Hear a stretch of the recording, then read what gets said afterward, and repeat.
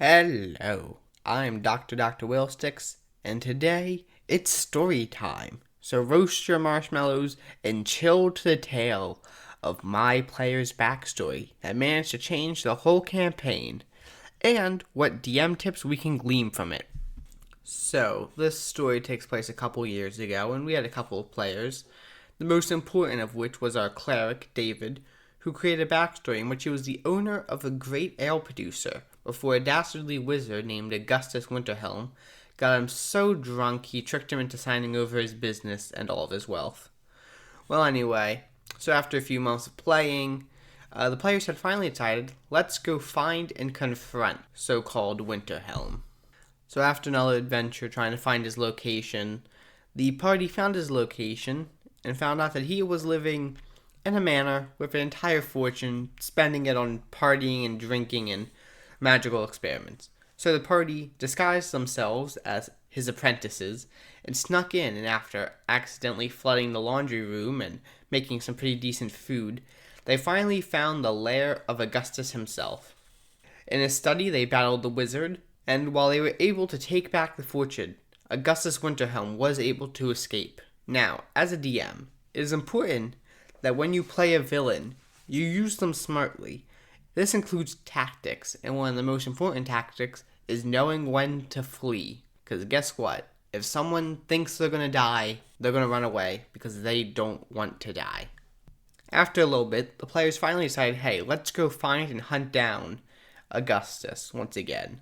So they went on, and they learned in his laboratory that he was summoning devils, including an amnesu, which, for those of you who don't know, is the strongest type of devil. That's not an archdevil.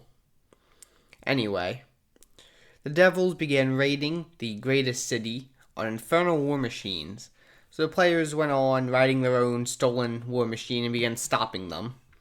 Obviously, unfortunately, it's very hard to slow down an out-of-control vehicle, leading it to smash through the city, destroying houses and fishing shacks and the entire docks before crashing into the water, which led to another important thing, giving players consequences. First of all, the city was nowhere near happy that a whole bunch of stuff got destroyed, although, players ended up saving them. But there was a different consequence. The players destroyed somebody's fishing shack. This man was named Frank Fisk, and he hired assassins to go and attempt to kill the party. But for all intents and purposes, the party killed him. So once again, Augustus had escaped, and the players had to go and find him. That's when they learned something. Augustus, as well as the amnesu, had drugged the player's stronghold to the first level of hell, also known as Avernus. Well, the players decided to go into Avernus. If you can't tell, I just bought the Descent to Avernus book around this time and decided to get my worth out of it. Anyway, so they went down into Avernus, and after a whole bunch of quests and other doohickeys, they eventually gained an army of Tiamat and went and battled Augustus and the amnesu, as well as Frank Fisk, who when they killed him had made a deal with the devil to get all the money to pay for the assassins. So that was fun for that to come back.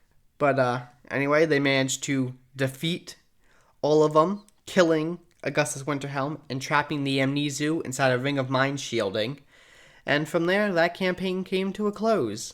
Well, if you enjoyed this story about one of my players' backstories, then please like, comment, subscribe. Also, this video is for Lunch Break Heroes Story September thing. It's probably a bit late to do that unless you can make a video really quick, but a link to his channel. Anyway, hope to see you all next time.